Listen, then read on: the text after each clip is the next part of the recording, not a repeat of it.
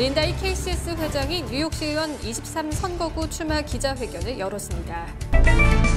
제약사 화이자가 대선 이후인 다음 달 말 식품의약국에 코로나19 백신 긴급 사용 승인을 신청하겠다고 밝혔습니다. 어젯밤 개최된 트럼프 대통령과 조 바이든 후보의 타운홀 대담 맞대결에서 트럼프 대통령이 격정적이고 흥분된 분위기에서 진행된 반면 바이든 후보는 침착하게 대응했다는 평가를 받고 있습니다. 대선이 17일 앞으로 다가온 가운데 바이든 민주당 후보가 트럼프 후보를 두 자릿수로 앞서고 있으며 대선 및 의회 선거에 투입된 비용이 사상 최대를 기록했습니다. 이상 TKC 뉴스데스크, 오늘의 주요 뉴스입니다. 함께 웃음을 나누면 믿음이 더해집니다. 힘든 시기를 이겨낼 수 있다는 믿음. 서로를 격려해 주세요. 서로를 응원해 주세요. 모두가 힘차게 다시 달려갈 수 있도록 PCB도 함께하겠습니다. Pacific City Bank. I'm Dr. Dave Choksi, New York City's Health Commissioner, reminding you that it is safe to get medical care. As our city reopens, doctors' offices and clinics are seeing patients again for routine care.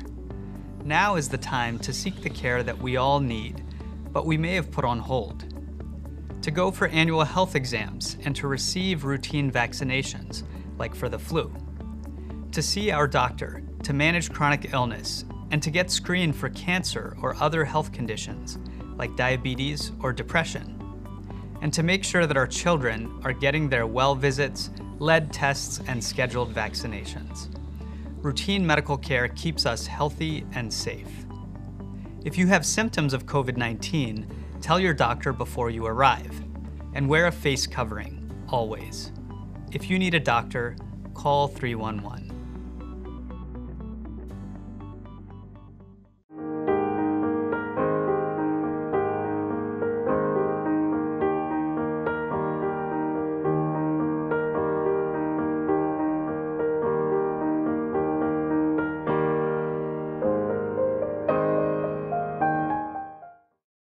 시청자 여러분 안녕하십니까? 10월 16일 금요일 TKC 뉴스데스크입니다. 먼저 첫 번째 소식 전해드립니다. 린다이 KCS 회장이 오늘 뉴욕시의원 23선거구 출마를 공식 발표하는 기자회견을 열었습니다. 최정화 기자의 보도입니다. 린다이 회장은 이날 퀸즈 오클랜드 가든스에 위치한 뉴마트에서 기자회견을 열고 2021년에 실시되는 뉴욕시의원 선거에 출마한다고 발표했습니다. 이 회장은 KCS를 이끄는 동안 커뮤니티의 현실적인 필요와 시 정부의 정책이 맞지 않다고 느껴질 때가 많았다며 이를 변화시키고자 출마를 결심하게 됐다고 말했습니다. Oftentimes the people who are making the laws and the policies and legislation don't fully understand what the issues are in the community and on the ground. And so I think now is the time, especially where we need leaders who can think outside the box, think creatively about solutions, especially because it's such a challenging time for immigrant communities, for every single community, right? I mean, small business owners are suffering. The schools are, in crisis right now. And so I think we need leaders who can really partner with the community and come up with legislation that makes sense. 특히 코로나19 팬데믹으로 한인뿐 아니라 모든 커뮤니티들이 고통받는 것을 보면서 지금이 바로 자신이 나설 때라는 확신을 갖게 됐다고 말했습니다. Build coalitions across the aisle with different communities is something that we need right now. We cannot just stay in our own silos. We have to be able to partner with different communities, partner with government, partner with nonprofits, social services, businesses, and we need to make sure that we actively listen to what everyone's needs are and then properly come up with a solution that makes sense for the community. And I think, especially working at KCS, I've seen how the challenges that are actually happening on the ground need to be brought to light, and people need to understand what the actual challenges and struggles of the community are to better inform how they're going to come up with a solution. 이날 기자회견에는 찰스 윤 뉴욕 한인회장, 김용철 뉴마트 대표, 조난 퀸즈 한인회장, 박윤용 한인권익신장위원회 전 회장 등이 참석해 이 회장의 출마를 환영했습니다. 저희 한인 사회를 위해서 오랫동안 봉사활동을 하고 그 누구보다도 우리 한인 커뮤니티의 니드를 잘 이해하는 2세 한인 후보가 나왔다는 것을 참 경사스럽게 생각하고 환영합니다. 그래서 저희가 린다 리 회장께서 KCS를 이끌어 나갈 때 봤듯이 앞으로 이 시의원실에 도전을 해서 한인 사회뿐만 아니라 뉴욕시 전체에 도움을 줄 수 있는 그런 분이 되셨으면 바랍니다. 감사합니다. 정말 시간이 된 것 같아요. 저희가 퀸즈만 하더라도 퀸즈에 사시는 한인분들이 정말 10만 명이 넘는 걸로 알고 있거든요. 근데 아직까지 시의원이 탄생하지 않았다는 건 지금 이제 와서는 준비가 됐다고 저는 생각을 합니다. 그래서 내년에 이제 나가는데 꼭 나가서 저희의 정말 퀸즈 그리고 또 이 지역에 있는 한인들의 목소리와 그리고 또 이 지역에 있는 이슈들을 정말 뉴욕시에서 우리의 목소리를 낼 수 있는 후보가 꼭 필요한데 우리 린다 리 우리 회장님께서 내년에 나가신다고 하니 꼭 좋은 결과가 있길 바라고. 린다 이 회장은 기자회견 장소로 뉴마트를 선택한 이유에 대해서도 언급했습니다. 뉴마트는 자신이 출마한 23선거구에 속한 스몰 비즈니스로서 팬데믹 기간 동안 지역 주민들에게 중요한 역할을 담당했다며 뉴마트와 같은 소상인들이 그 어느 때보다 정부의 도움이 필요한 때라고 강조했습니다. 제약사 화이자가 대선 이후인 다음 달 말에 식품의약국 코로나19 백신 긴급 사용 승인을 신청하겠다고 밝혔습니다.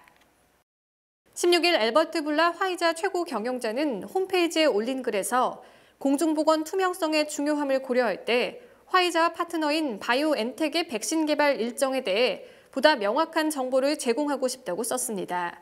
화이자는 독일 바이오엔텍과 코로나19 백신을 개발 중이며 현재 진행 중인 3상 임상에는 4만 4천 명이 참여했습니다.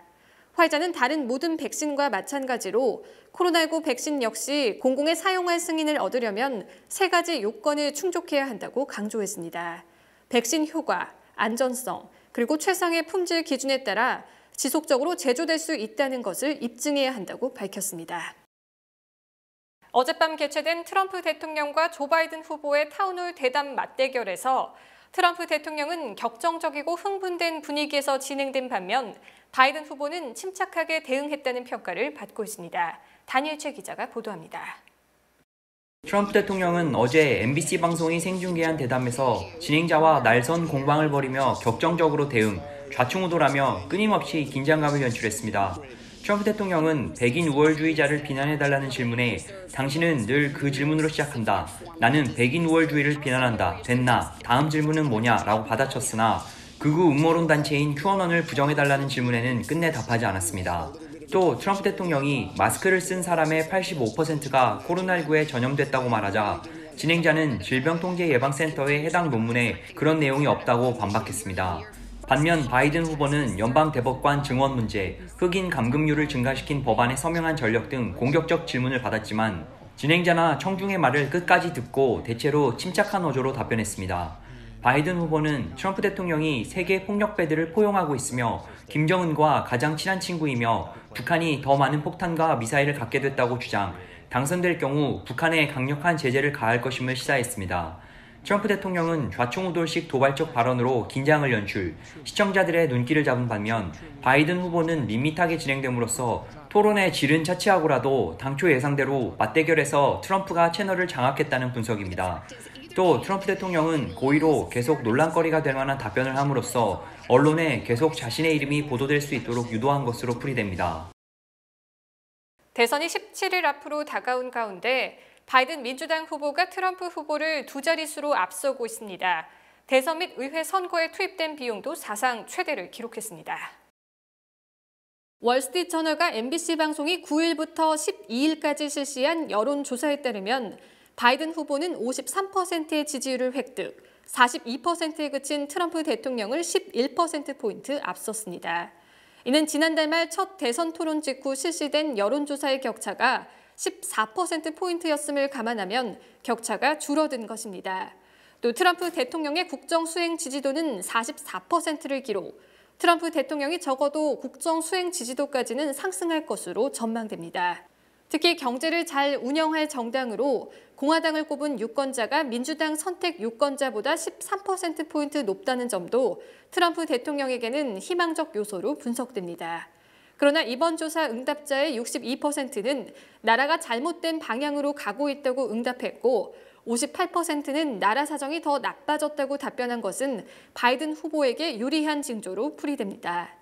한편 올해 대선 및 의회 선거에 민주공화 양당이 108억 달러를 지출할 것으로 예상되며 이미 72억 달러를 지출, 역대 최고 기록을 세운 상황입니다. 뉴욕주와 뉴욕시의 확진율이 조금 낮아진 가운데 앤드류 쿠오모 뉴욕 주지사 등 주지사 연합이 코로나19 백신 개발을 직접 챙기고 나섰습니다.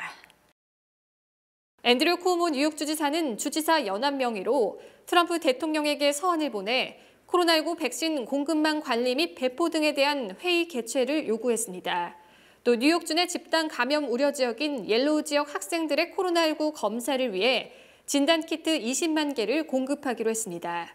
뉴욕시도 자체 통계를 통해 1일 신규 입원 환자가 88명, 7일 평균 신규 확진자가 499명, 어제 확진율은 1.31%, 7일 평균 확진율은 1.49%를 기록했다고 밝혔습니다.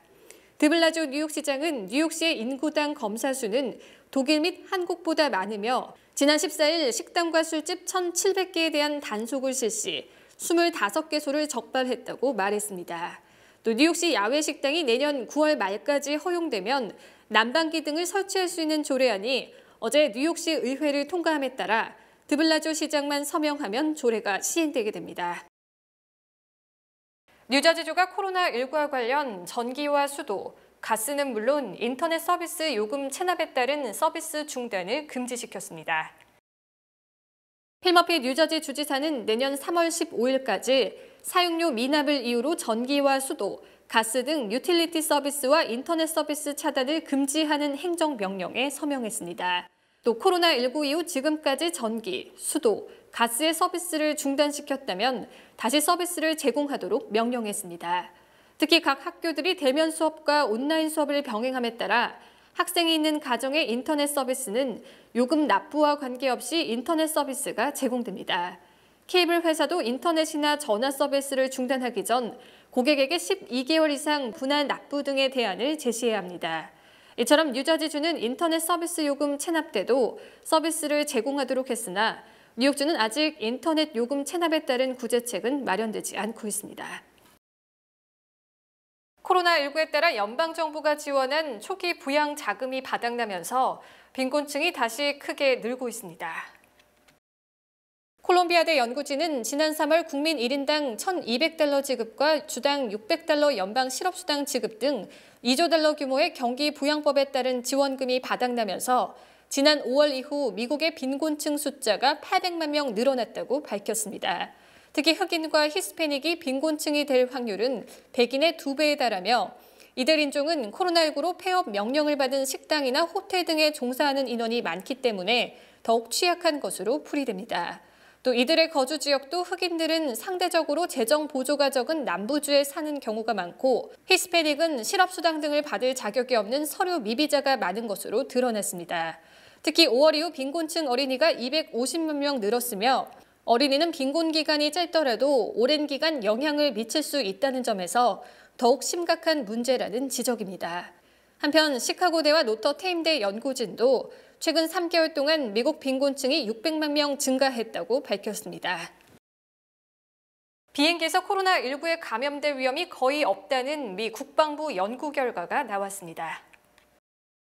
국방부는 비행기 내 코로나19 확진자가 있어도 승객들이 마스크를 착용한다면 바이러스를 지닌 에어로졸의 0.003%만 다른 승객의 호흡 가능 거리에 도달하는 것으로 드러났다고 어제 밝혔습니다. 또 승객이 코로나19에 감염될 정도로 에어로졸에 노출되려면 코로나19 감염자의 옆자리에 54시간 이상 앉아 있어야 한다고 밝혔으며 사실상 이는 비행기 내 감염 위험이 없다는 것과 마찬가지입니다. 국방부는 유나이티드 항공의 협조를 받아 코로나19 감염자를 대신한 에어로졸을 뿜는 마네킹과 승객 역할을 하는 감지 장치를 설치하고 만석인 상황을 가정해 실제 비행을 하는 방식으로 6개월간 300차례 측정을 실시했다고 설명했습니다. 특히 기내 환기 장치의 영향으로 마네킹이 뿜어낸 에어로졸이 1억 8천만 개에 달하지만 이 중 99.9%가 6분 내에 기내에서 빠져나간 것으로 조사됐습니다. 그러나 이 연구에서 코로나19에 감염된 승객의 대화나 음식물 섭취 행위 등이 없다는 가정에서 실시됨으로써 한계가 있다는 지적입니다. 연방수사국이 조 바이든 대통령 후보 아들의 마약 의혹 등과 관련해 수사에 착수했습니다. MBC 뉴스는 FBI가 조 바이든 후보의 아들 헌터 바이든의 사생활 자료가 담긴 노트북을 압수해 분석하고 있다고 보도했습니다. 노트북에서 발견된 이메일이 외국의 정보작전과 관련된 내용인지 여부를 조사 중인 것으로 알려졌습니다. 외신 등에 따르면 해당 노트북은 오하이오주 델라웨어의 한 컴퓨터 수리점에서 발견됐습니다. 노트북에 저장된 이메일에는 우크라이나 에너지 업체 부리스마의 대표가 바이든 후보를 만났다는 것을 암시하는 내용이 있는 것으로 알려졌습니다. 부리스마는 헌터를 임원으로 채용했던 회사입니다. 도널드 트럼프 대통령과 공화당 측에서는 바이든 후보가 부리스마의 청탁을 받고 우크라이나 당국의 비리 수사를 무마하려 했다는 의혹을 제기하고 있습니다. 이 노트북이 우크라이나 스캔들의 스모킹 건이라는 주장입니다. 또 노트북에는 헌터로 추정되는 인물이 마약인 코카인을 흡입하면서 한 여성과 성관계를 하는 동영상도 발견됐다고 뉴욕포스트는 보도했습니다. 지난해 6월 3만 명을 넘었던 중국 유학생들의 미국 비자 발급 건수가 올해 6월에는 단 8건으로 급감했습니다. 중국 매체 환구망에 따르면 올해 6월 미국 학생 비자를 발급받은 유학생은 단 8명으로 이는 지난해 같은 기간 3만 4,001명보다 99.9% 이상 감소한 것입니다. 또 미국 방문 학생 비자를 받은 중국 연구원도 단 8명으로 지난해 같은 기간 5,736명과 비교하면 99% 줄었습니다. 환구망은 미국의 인공지능 분야의 연구 인력은 전 세계 60%에 달하며 이 중 31%는 미국 연구자이며 27%가 중국 출신 연구자라며 미국이 중국 유학생에게 제재를 가하는 것은 중국 학자의 공헌을 무시하는 것이라고 주장했습니다. 또 지난해 미국 유학생이 가장 많은 국가는 중국이지만 미국의 제재로 다른 국가로 향하면서 미국 내 중국 유학생 순위가 급락할 것이라고 전했습니다. 주요 단신 전해드립니다. 세계 여성 네트워크 뉴욕 지부가 문화적 자신감을 주제로 오는 17일 오후 3시에서 5시까지 화상으로 세미나를 개최합니다. 트럼프 대통령의 최측근이며 개인 변호사인 루돌프 줄리아니 전 뉴욕시장의 딸이 조 바이든 민주당 후보 지지를 선언했습니다. 코로나19에 감염 중환자실에 입원 중인 크리스 크리스티 전 뉴저지 주지사가 백악관 대법관 후보 지명식에서 마스크를 착용하지 않은 것을 후회한다고 밝혔습니다. 지난 8일 브롱스 페렌파크웨이에서 경찰 순찰 차량에 충돌해 사망한 20세 여성의 유족이 뉴욕시와 경찰을 상대로 $2천만 손해배상 소송을 제기했습니다. 김성곤 전 더불어민주당 의원이 임기 3년의 재외동포재단 이사장에 내정된 것으로 알려졌습니다. 코로나19로 인해 미국의 극장이 3월 이후 계속 문을 닫음으로써 중국이 미국을 제치고 세계 최대 영화 시장으로 부상했습니다. 드블라주 뉴욕시장의 부인 셜레인 맥클레이가 브루클린 보로장 선거에 출마하지 않기로 했다고 밝혔습니다. 아시안 학생의 ACT 성적이 각 인종 중 1등을 기록한 것은 물론 3년 연속 성적이 오르고 있습니다. 20일 희망재단이 코로나 사태로 힘든 시기를 겪고 있는 한인 가정들을 위해 장학생 15명을 선정합니다. 뉴욕, 뉴저지, 커네티컷에 거주하는 대학 진학 예정자 및 대학 재학생을 대상으로 선별이 진행됩니다. 가정 형편과 학교 성적, 봉사활동, 그리고 에세이를 통해 장학생이 선정됩니다. 문화, 예술, 스포츠 부문에서 두각을 나타낸 기능별 장학생도 각각 1명씩 선정할 예정입니다. 서류 신청은 오는 10월 25일 마감됩니다. 많은 참여 부탁드립니다. 뉴욕 한양마트 플러싱점에서 실시하고 있는 전라남도 우수 수산식품 특판 행사가 여러분의 성원으로 신선한 물품이 추가 반입되어 10월 19일까지 연장 실시합니다. 이번 전라남도 우수 수산식품 판촉 행사에서는 기존에 판매되던 제품과 더불어 각종 꼬막, 캐초류 등의 다양한 제품이 새롭게 구비됐습니다. 10월 19일 월요일까지 뉴욕 플러싱 한양마트에서 개최되는 전라남도 우수 수산식품 특판 행사장에 꼭 방문해주세요. 이어서 날씨 전해드립니다.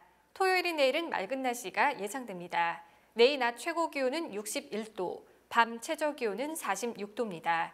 해 뜨는 시각은 오전 7시 10분, 해 지는 시각은 오후 6시 11분입니다.